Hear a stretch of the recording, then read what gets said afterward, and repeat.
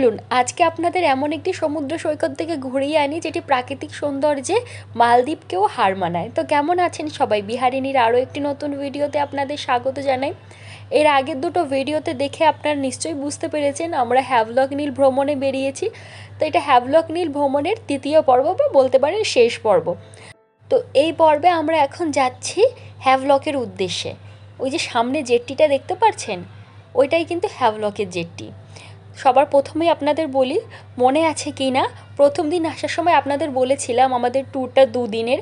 সবার প্রথমে আমরা যেদিন বেরিয়েছি মানে আগের দিন সকালে বেরিয়ে হ্যাভলকে না পৌঁছে আমরা নীলে গেছিলাম। সবার প্রথমে নীলে গিয়ে সেখানে পুরো দিন ঘুরে সেখানকার ন্যাচারাল ব্রিজ আর সব কিছু দেখে তারপরে বিকেল 4টের জাহাজ ধরে আবার আমরা এসেছি হ্যাভলকে। তো হ্যাভলকে এখন প্রায় পৌঁছাতে পৌঁছাতে 6টা বেজে গেছে, দেখতে পাচ্ছেন সূর্য অস্তও যাচ্ছে। তো এখন গিয়ে আমরা উঠবো আপনাদের হোটেল রুমে। আমরা আগে থাকতেই কিন্তু রুম বুক করে রেখেছিলাম। তো এখন আর কোথাও ঘুরতে যাব না, কালকে সকালবেলা আমরা আবার ঘুরতে বেরোবো। কালকে বিকেলে 4টের সময় আমাদের আবার এখান থেকে বোট বাড়ির উদ্দেশ্যে। তো এই যে দেখতেই পাচ্ছেন আমাদের রুম, আমরা কিন্তু এখানে রুম বুক করে নিয়েছি, 2টো ঘর বুক করেছি যেহেতু বাবা মা আর আমরা আছি। আর খুবই সুন্দর ঘরটা, বিচ সাইড নয়, সমুদ্র সৈকতের পাশে হলে কি হয় দামটা অনেকটাই বেশি, কিন্তু এগুলো আমাদের এক একজনের 2000 করে পড়েছে, কিন্তু ঠিকঠাক আছে। তো সকালবেলা ঘুম থেকে উঠেই কিন্তু আমরা বেরিয়ে পড়েছি। সবার প্রথমে আমরা যাব রাধানগর বিচ, মানে বলতে পারেন ভারতের মালদ্বীপ। কেন বলছি, গেলেই আপনারা দেখতে পারবেন। তো আমরা কিন্তু রেডি হয়ে বেরিয়ে পড়েছি কারণ ওখানে আমরা এখন স্নান করব। তো এর জন্য আমরা সেরমভাবে রেডি হয়ে ঘর থেকে বেরিয়েছি। আর আমাদের ঘরটা কিন্তু একদম জেটটির পাশেই, মানে পায়ে হেঁটে আসা যায়। তো আশেপাশে দোকানও রয়েছে। আর এই যে এখানে কিন্তু সকাল সকাল সবাই পোস্টার বোর্ড টাঙিয়ে বসে পড়েছে, মানে ওয়াটার অ্যাক্টিভিটির জন্য। এখানে সব রকমের ওয়াটার অ্যাক্টিভিটির জন্য নাম এন্ট্রি করতে হবে। তারা সমস্ত কিছু লিখে এখান থেকে, ওই যে সামনে দেখতে পাচ্ছেন বোর্ড, তো ওখান থেকে বোর্ড ছাড়া হয় নানা রকমের ওয়াটার অ্যাক্টিভিটির জন্য। তো আমরা এখানে আর দাঁড়াচ্ছি না, আমরা সোজা যাচ্ছি আমাদের গন্তব্যে। আর হ্যাঁ, আপনাদের একটা কথা বলে দিই, এখানে কিন্তু যে দেখতে পাচ্ছেন কারও ভাড়া পাওয়া যায়। তবে হ্যাঁ, এগুলো কিন্তু খুব একটা বেশি মানে ব্যয়বহুল। তো আমাদের মতে আমরা যেভাবে গেছি বাসে করে যাওয়াটাই সুবিধাজনক। এইখানে সামনেই কিন্তু জেটটির থেকে সামনেই বাস স্ট্যান্ড রয়েছে। কালকে কিন্তু আমরা এই জেটটি থেকেই বেরিয়েছি, দেখুন আজকে সকালেও মনে হয় জাহাজ এসেছে, সবাই জাহাজে করে এসেছে। এই যে জেটটির কাছেই কিন্তু বাস স্টপ, আপনারা একটু খোঁজ নিলেই পেয়ে যাবেন। তো ওখান থেকে আমরা বাস ধরে নিয়েছি, সামান্য কিছু হয়তো 10-12 টাকা নেবে। তো এখান থেকে বাস কিন্তু সব জায়গায় যায়, রাধানগর বিচ থেকে শুরু করে সব বিচ। আর দেখুন বাঙালিদের থেকে মনে হয় ফরেনাররা বেশি বুদ্ধিমান, তারা কিন্তু দেখছি কারের মধ্যে যাতায়াত করছে না, তারা সবসময় বাসের মধ্যেই যাতায়াত করছে। আর এই যে এখানে দেখুন সব জায়গায় কিন্তু আপনারা হোটেল রুম সব কিছু দেখতে পারবেন। আর চারিদিকে প্রাকৃতিক সৌন্দর্য যে এত সুন্দর, মানে বলে বোঝানোর মতো না, সবুজ আর সবুজ। আর এখানে কিন্তু স্কুটিও ভাড়া পাওয়া যায়, আপনারা যদি দুজন থাকেন বা আপনাদের যদি সুবিধা মতো হয় তাহলে আপনারা স্কুটিও চালাতে পারেন। আর এই যে চারিদিকে নারকেল আর হলো সুপারির বাগান, মানে নারকেল সুপারি বাগান দিয়েই ভরা। দেখুন একবার চারিদিকে সৌন্দর্যটা এত সুন্দর লাগছে। বাসে যখন আমরা যাচ্ছিলাম তখন একজন বাঙালি মহিলার সাথে আপনাদের কথা হয়, তো উনি আমাদের বলে যে বছরে ওনাদের 10 লাখ টাকা নাকি সুপারি বাগান থেকেই আসে। তো দেখুন কথা বলতে বলতে কিন্তু আমরা চলে এসেছি রাধানগর বিচের সামনে। তো অনেকটাই গরম, তো সবার প্রথমে আগে ডাব খেয়ে নিই, তারপরে যাব স্নান করার জন্য। আর এখনও কিন্তু দোকানপাট সব খোলেনি কারণ আমরা অনেকটাই সকালে এসেছি, মানে সবার প্রথমে আমরা রাধানগর বিচে এসেছি। আর একটু পরে ভিড় বাড়বে, তো আমরা সকাল সকাল চলে এসেছি যাতে ফাঁকায় ফাঁকায় মজা করে স্নান করতে পারি। আর এখানে দেখুন কত বড় বড় গাছ রয়েছে। এই যে আমরা কিন্তু ভেতরে ঢুকে গেছি, এখন চারিদিকটা ফাঁকা। আর একটু পরে কিন্তু চারিদিকে সব ওই ওয়াটার অ্যাক্টিভিটি ওয়াটার স্পোর্টসের সব লোকজন বসে পড়বে। আর এখানেই কিন্তু ওয়াটার স্পোর্টস হয়। আর এখানে আরেকটা বিচ আছে যেটা হলো এলিফ্যান্টা বিচ, ওইখানে সব থেকে বেশি ওয়াটার অ্যাক্টিভিটি হয়ে থাকে।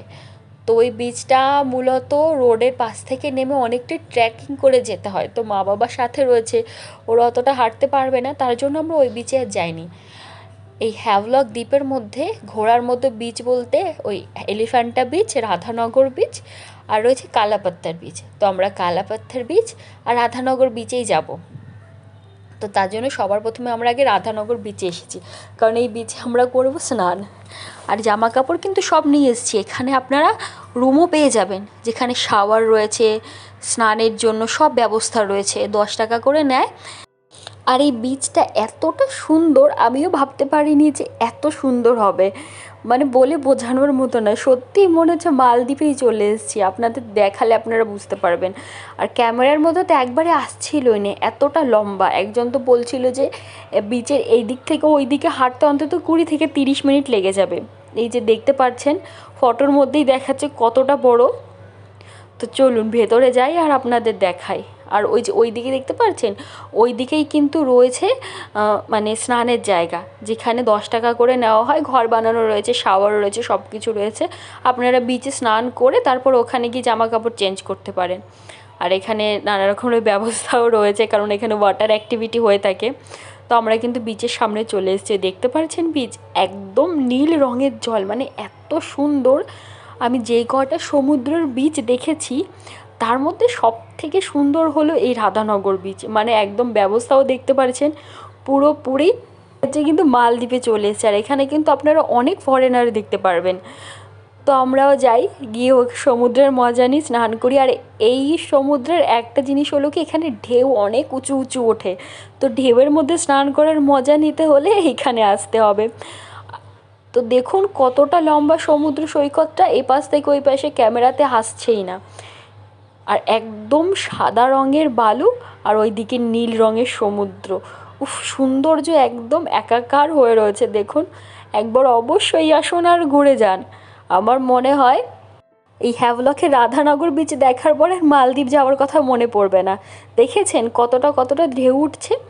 আর আমাদের মতো কিন্তু অনেক রয়েছে, একদম কম লোকও নেই।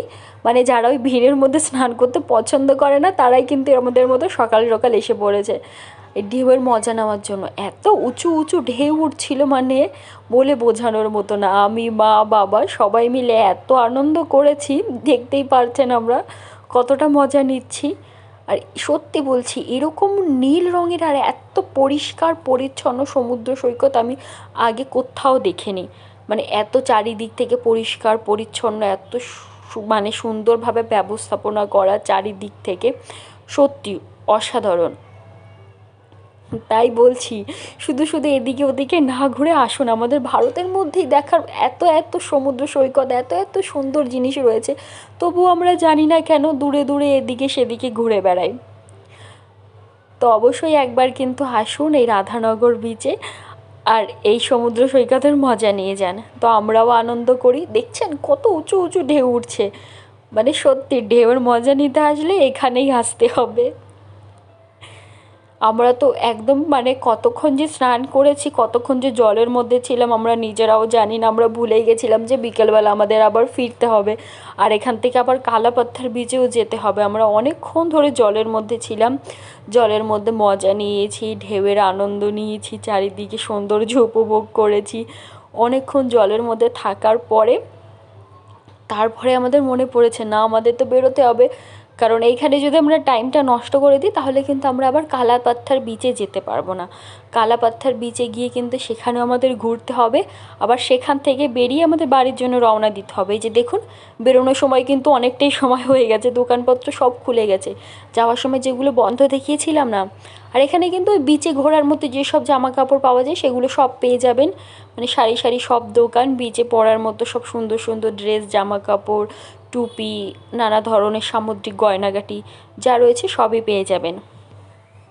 তো সব দোকানই কিন্তু আপাতত খুলে গেছে আস্তে আস্তে। তো আমরা এখন তো বেরিয়ে পড়বো, তো টুকটাক দোকানপত্র সব ঘুরে দেখে নিই।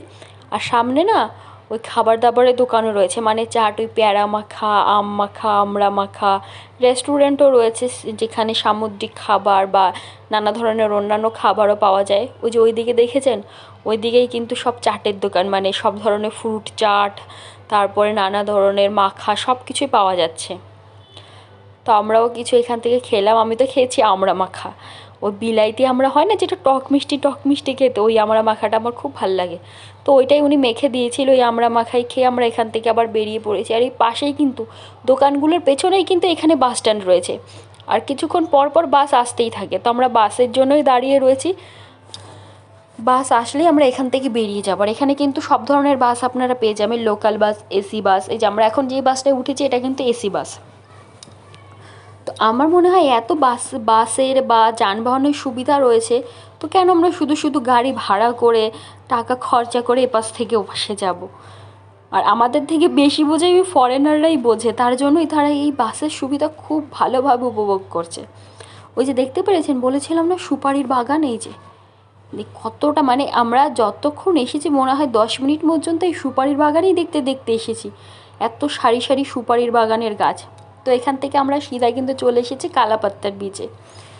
তো বাসে করে আসার সময় লোকটাকে জিজ্ঞেস করলাম যে এই বিচটার নাম কালাপাত্থার বিচ কেন। তো বললো এই বিচে নাকি এক কোনায় একটা বিশাল বড় কালো রঙের পাথর আছে, যার জন্য এর নাম কালাপাত্থার বিচ।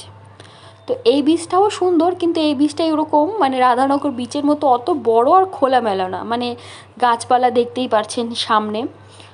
আর এই বীজটাও কিন্তু অনেক সুন্দর, একদম নীল রঙের জল। এখানেও স্নান করতে ইচ্ছে করছিল, এখানেও অনেকে স্নান করছে, কিন্তু আমাদের ফিরে যেতে হবে, তাই কিছু করার নেই, এখানে আর স্নান করতে পারবো না।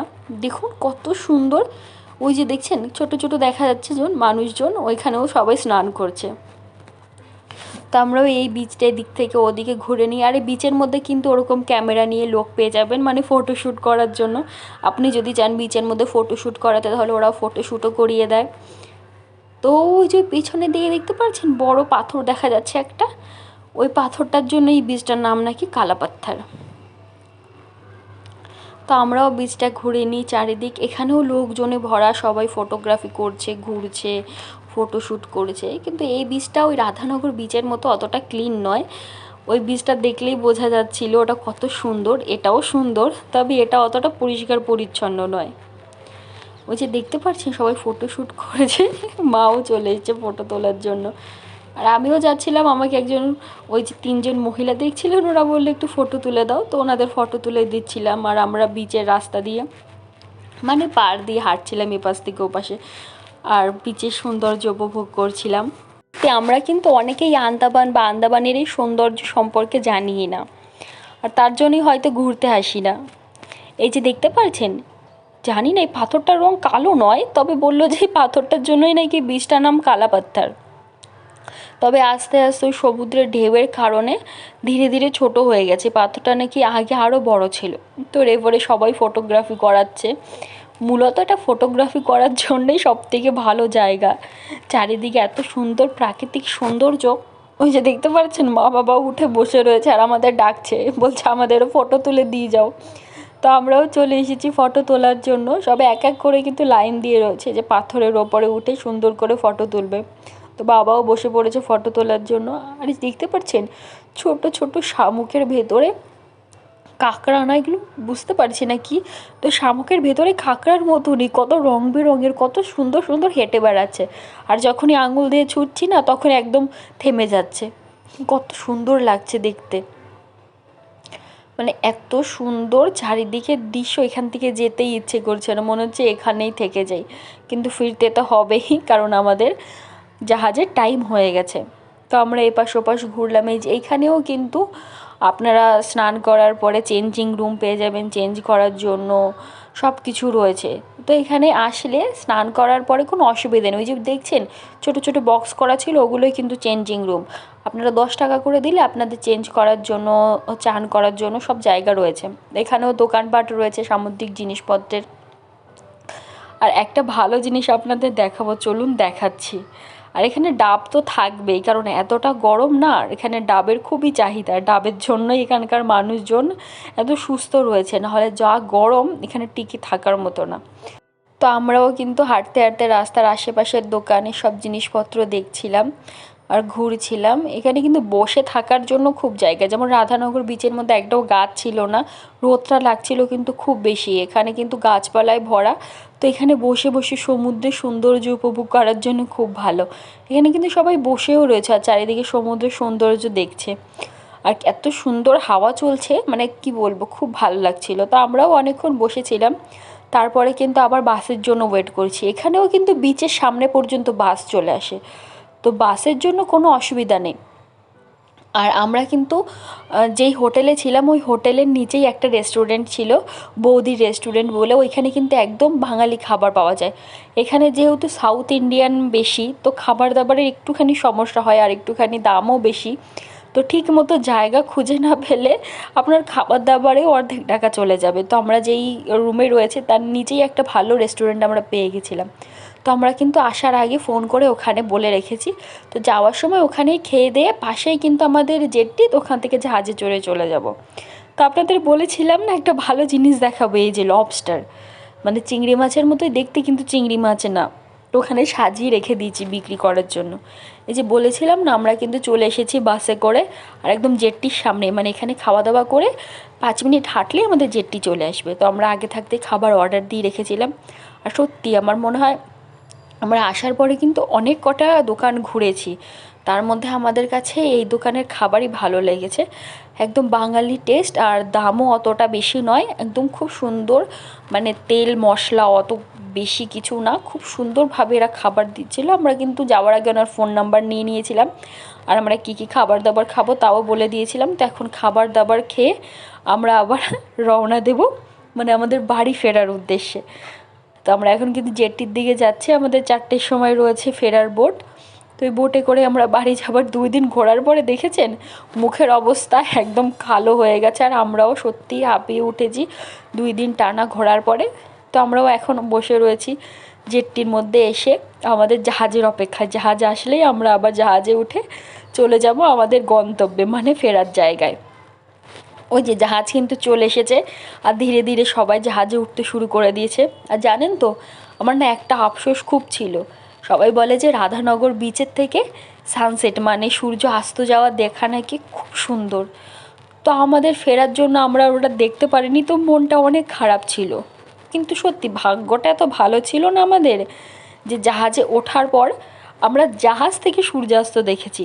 মানে এখন সানসেটের টাইম, তো আমরা সমুদ্রের মাঝখানে মাঝখানে যখন পৌঁছে গেছিলাম, মানে আমরা জেটির থেকে যখন অনেকটা দূরে চলে এসেছি, তখন দেখছি এত সুন্দর সূর্যাস্ত দেখা যাচ্ছে, মানে হয়তো রাধানগর বিচ থেকেও এত সুন্দর সূর্যাস্ত দেখা যেত না। তো সত্যি ওই যে খারাপ লাগাটা ছিল ওটা একদম পুরোপুরি মানে ভালো হয়ে গেছে। তো এখন চলুন, সবাই কিন্তু বাই বলে দিয়েছে, মা বাবা বাই বলে দিয়েছে, আমরাও এখন ফেরার দিকে রওনা দিচ্ছি। ওই বাড়ি পৌঁছাতে পৌঁছাতেও অন্ধকার হয়েই যাবে। তো বাড়ি পৌঁছানোর পরে আবার আপনাদের সাথে দেখা হচ্ছে নতুন কোনো ভিডিওর সাথে, নতুন কোনো ব্লগের সাথে। তো আপনারা ভালো থাকবেন, সুস্থ থাকবেন, আর ভিডিওটা ভালো লাগলে কিন্তু অবশ্যই বিহারিণীকে সাবস্ক্রাইব করে নেবেন আরও নতুন নতুন আরও সুন্দর সুন্দর ভিডিও দেখার জন্য।